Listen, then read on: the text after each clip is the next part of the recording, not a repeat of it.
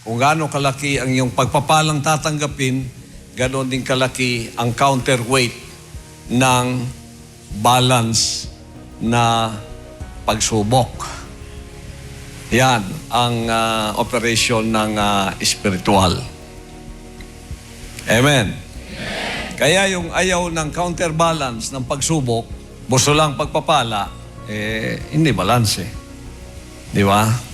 Kung gusto mo ng maliit ng pagpapala, maliit din lang ang pagsubok. May balance yan eh, kaya balance nga eh. Oh, pag medyo malaki ang gusto mo, lakihan mo rin yung balance dito.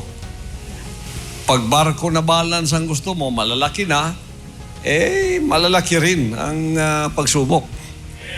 Counter yan. Oh.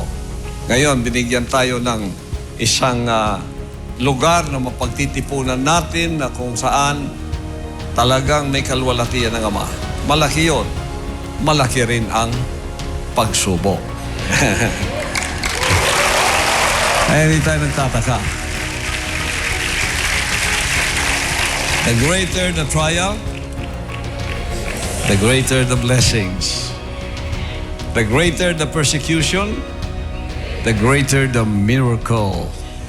That is always the counterbalance.